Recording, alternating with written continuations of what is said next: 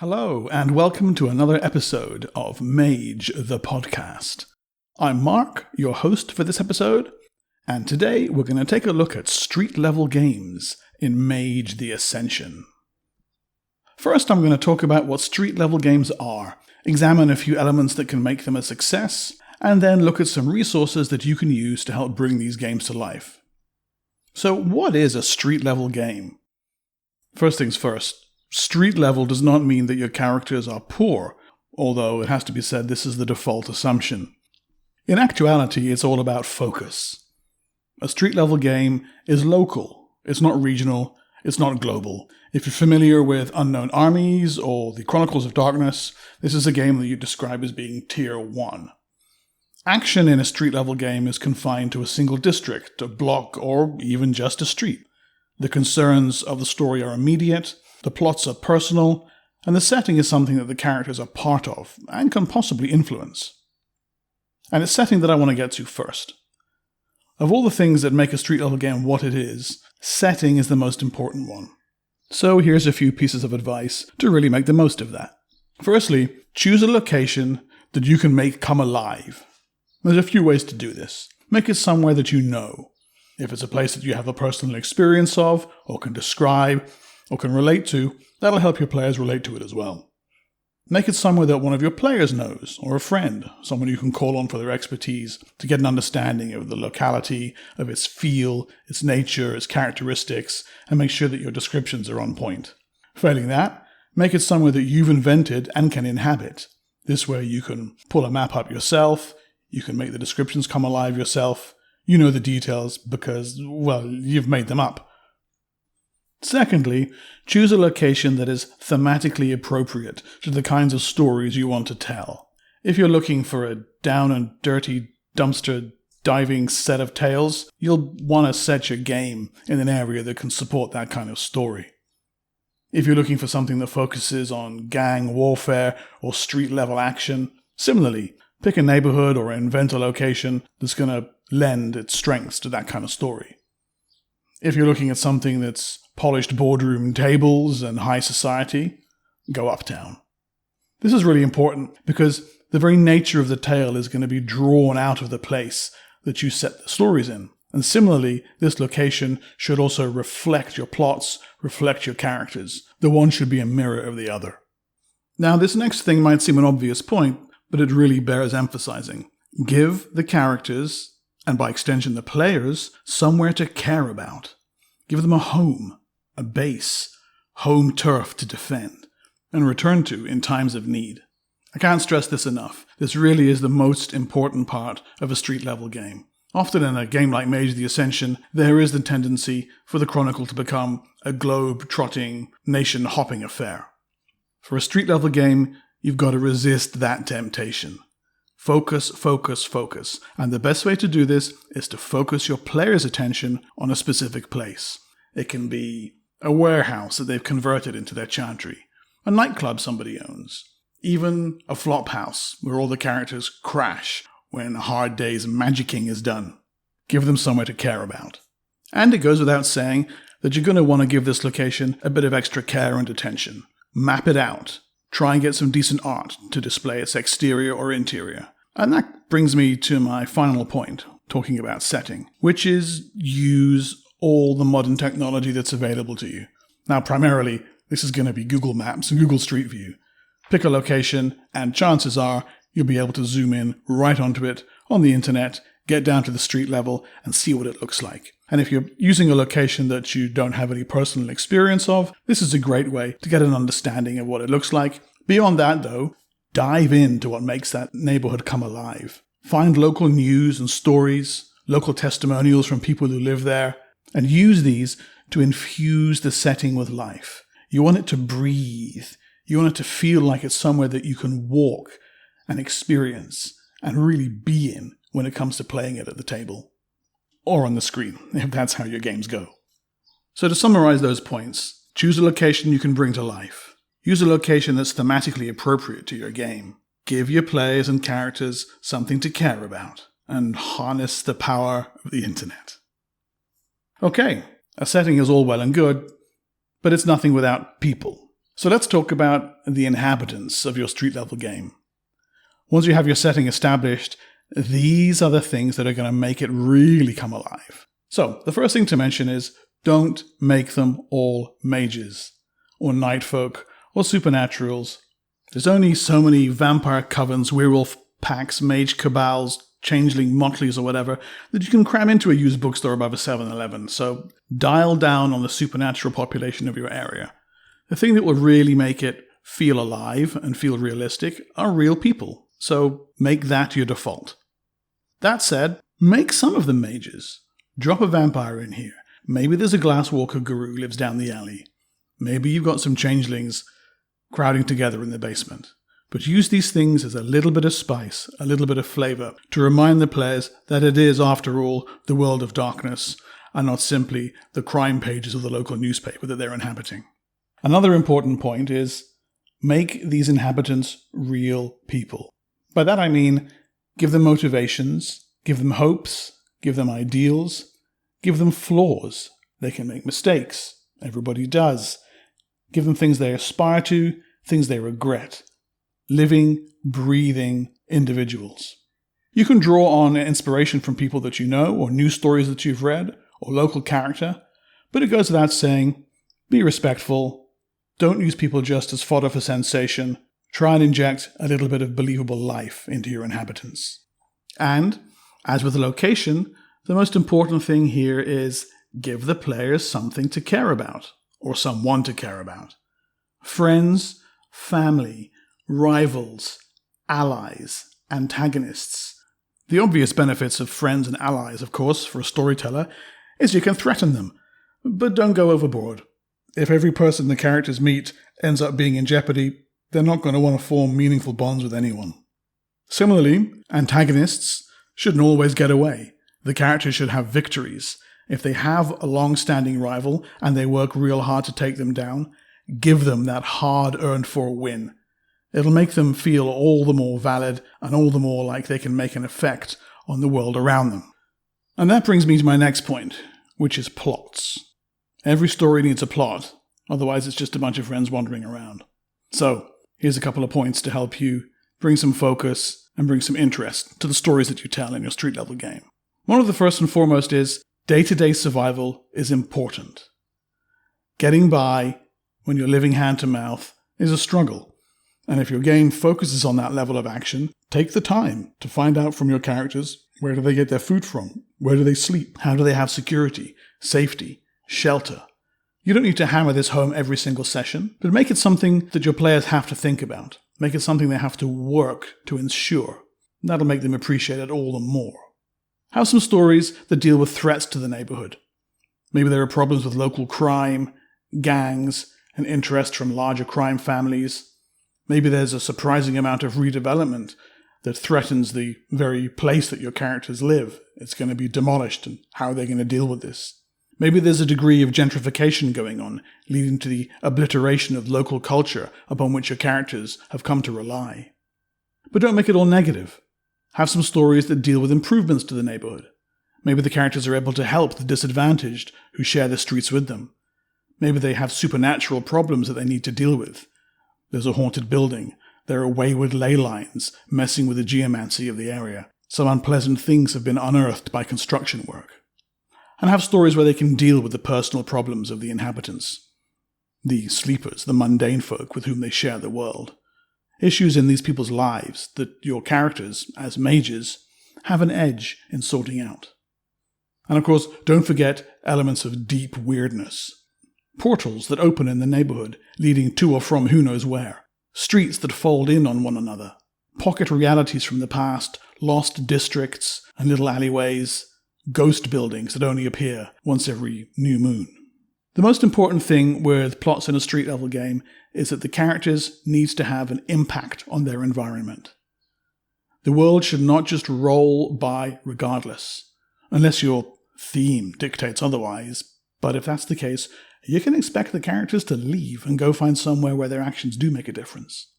This is their home, this is their neighborhood, and the things that they do have to change it for better or for worse.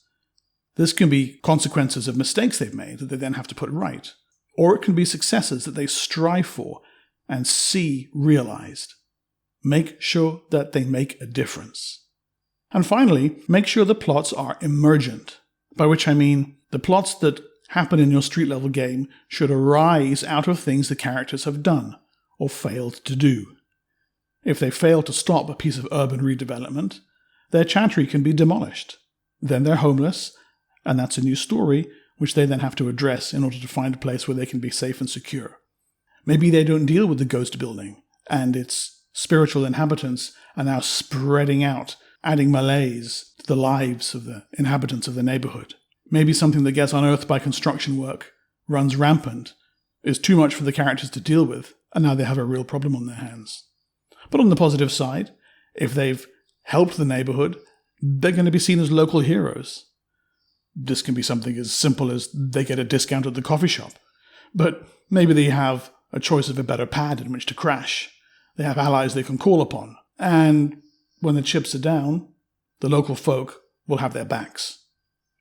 Okay, so we've looked in general terms at setting, at character, at plot. Key ingredients in any game, not just a street level story. But let's get down to some real specifics, namely existing resources for Mage the Ascension that you can use right away now at your table. So, because it's Mage, I've picked 9 books to look at, each one with a little something to offer you for your street level games. The first one is Hidden Lore. This is the companion book that came with the 2nd edition Mage the Ascension Storyteller screen. It's a slim little volume, but it's got 2 things in it that are of immediate use to you. The first one is an alternate combat system. Now I mention this because it'll help you focus the attention during your street level game where it needs to be. The World of Darkness combat system, it isn't the most streamlined one on the market. It has its pros, it has its cons. However, there's a version of the combat system in Hidden Lore that strips combat down to a single roll. Essentially, it breaks action into 2 possible forms. Stunts that you're going to try and pull off, or damage that you're going to try and deal. Now, a stunt can be something like kicking in a door, yanking a rug out from underneath someone's feet, grabbing someone or scaring the crap out of someone. Damage is obvious. Health levels. The system abstracts these down to a single attribute plus ability roll with increasing difficulty depending on how tricky the stunt is or how much damage you want to deal to somebody. And it allows you to make combat fast and snappy. Instead of the game slowing down when the action should be at its paciest, this system allows you to keep the ball rolling when it needs to keep rolling.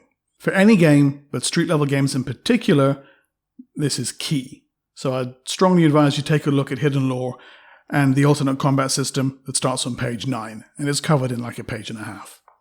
The other thing that Hidden Lore has that's going to be of real use to you is a sample setting. Specifically, Pike's Place Market in downtown Seattle.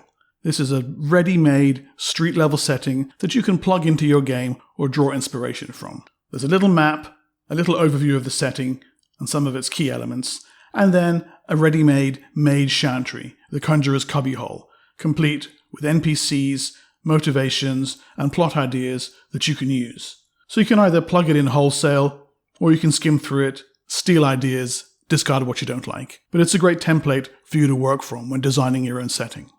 Next up is the big one, Destiny's Price. Yes, this is the real hardcore guide to street life in Mage the Ascension. It's the initial offering from Black Dog for Mage the Ascension, and for those of you who don't know, Black Dog was an imprint of Whitewolf that dealt with mature themes, which means it's a bit rude, but it's a no-holds-barred look at street life. And to be honest, it's difficult to know exactly where to start with this book. Really, the whole thing is something you should dive into, grab a copy if you can, or a PDF if you can't, and see what it has to offer. I'll give you a quick rundown of what's in the book. Chapter 1 gives you an overview of street life in the Mage universe. It tackles some of the themes I've already mentioned, but obviously it's got dozens of pages, so it's able to go into greater detail. Chapter 2 talks about street culture, and while elements of this are a little dated now in 2019, much of it is still really quite relevant, so you'll find plenty here to dive into. It also talks about organized crime. There's quite an interesting look at the different types of organized crime family, and these are an ever-present element in street-level games, so it's worth the price of admission for that alone. Chapter 3, Gutter Magic, talks about the life of a street mage. How to take the existing statistics of a mage and tweak them to reflect life on the street. How the technocracy, the traditions, the disparates all view street life. It's a really interesting look at the game from this angle and allows you to fully modify the mage experience to bring that level of realism and authenticity to your street games. Chapter 4 and 5 talk about a couple of issues that I've identified already, namely settings and characters. Chapter 4 gives you a handful of sample locations that you can plug right into the game, and Chapter 5 gives you sample characters, and they're all super keyed to street life. They really feel like they've scraped themselves up out of the gutter to present themselves for use in your game.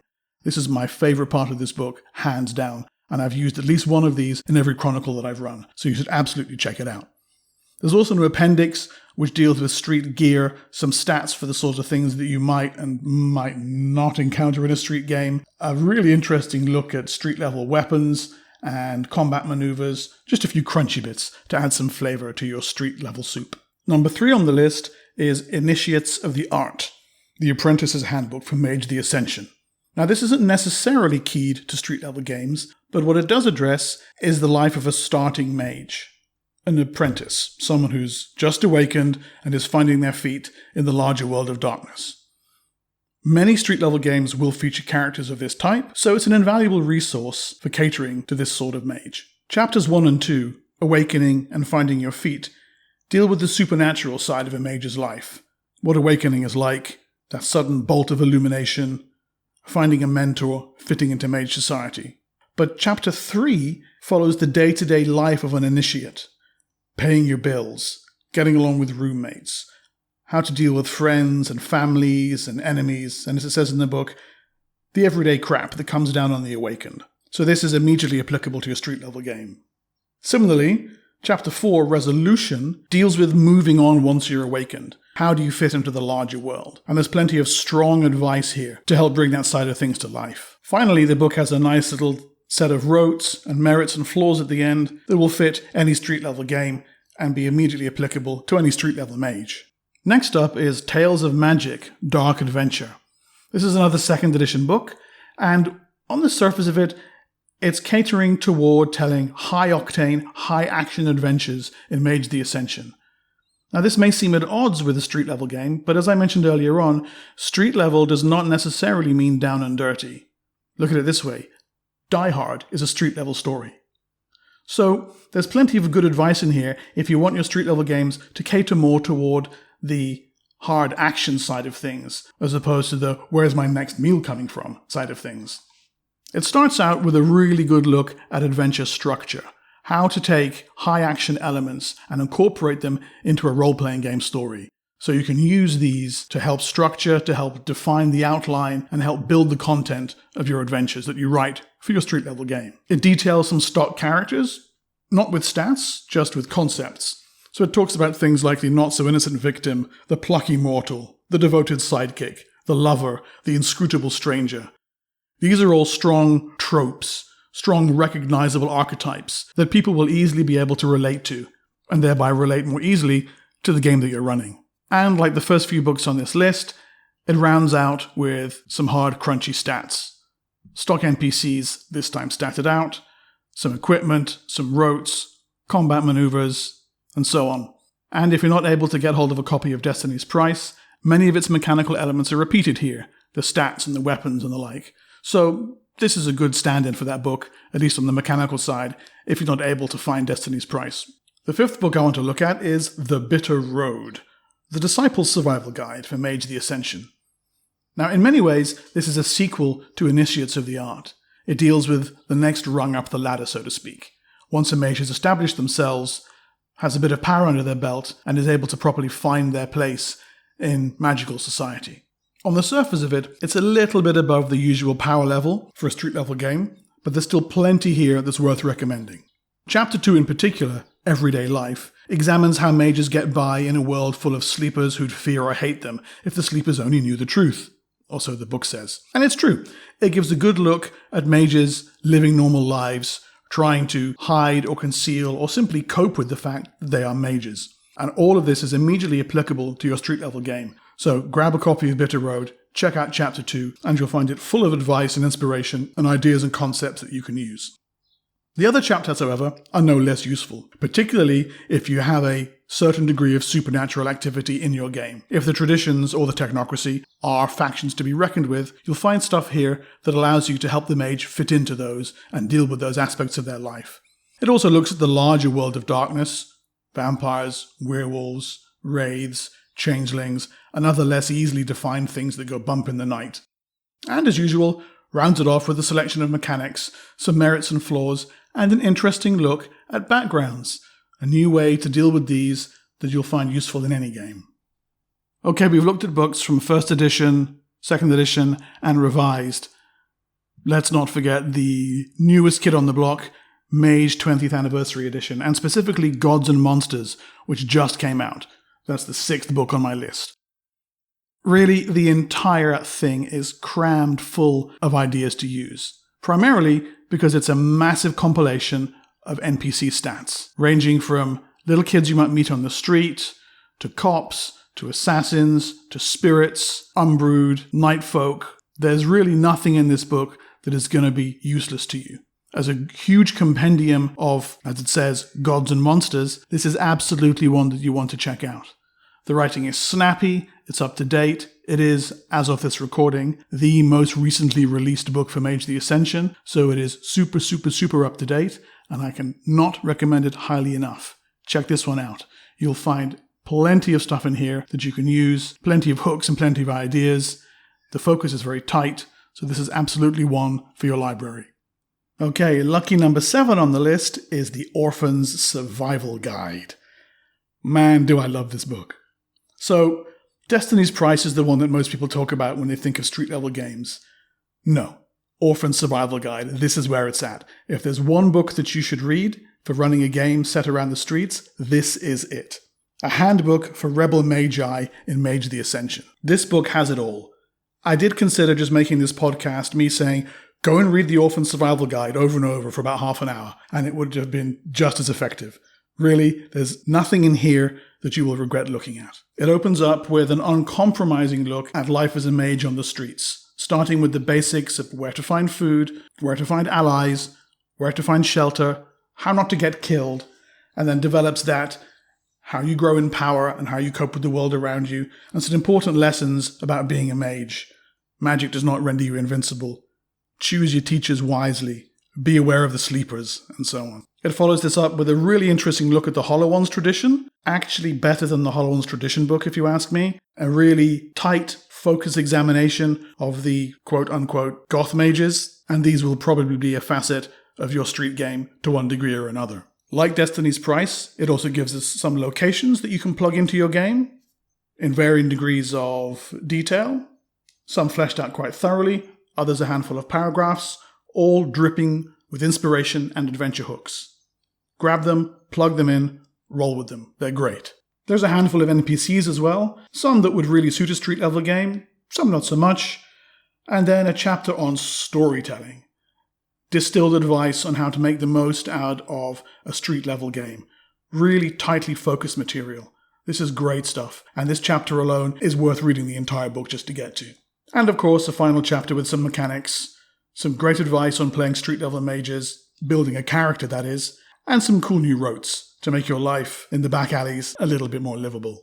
In a similar vein, the 8th book on my list is Outcasts, A Player's Guide to Pariahs. Now, it's not strictly speaking a Mage the Ascension book, it's a black cover General World of Darkness book, but what this one does is looks at all the outcast elements of, well in this case, vampires, the Caitiff, werewolves, the Ronin, and mages, the Hollow Ones again. Now, the Orphans Survival Guide already addressed the Hollow Ones, but if you're looking for a little bit more detail, this is the place to go. As I've said before, there is a tradition book on the Hollow Ones from the revised era, but if you really want solid details that are immediately useful in a street-level game, Outcast is the place to go for the best expanded look at the Hollow Ones. It looks at their history, gives you some sample NPCs, some sample magics, and then the end of the book gives you some storytelling advice for playing outcast characters, and how to meld various supernatural elements together. And this is the place to go if you want to include vampires and werewolves and what have you in your street level game. There's a good section talking about crossovers and how to do it without overloading it on the cheese. Good advice, worth checking out. For my 9th book, I bring you the Mage 20th Anniversary Edition Quick Start Guide. For the most part, it's a compilation of rules that get repeated later in the Mage 20 main core rulebook. However, there's a section in the Quick Start Guide that isn't in the core rulebook, and that specifically are the sample NPCs, namely the bridge troll Cabal. This is a group of homeless street mages, a cabal that you can plug directly into your game. Some of them, they're not exactly beginning level characters, but they're fully realized, breathing, living individuals with their own hopes and dreams and flaws that you can plug into your game and get some immediate use out of. They're fully statted, with full write-ups, some great descriptions on their avatars, and they're accompanied by a cool selection of stats for street-level spirits and street-level NPCs. If you're just looking for a handy, bite-sized plugin for your game, this is the book to go to.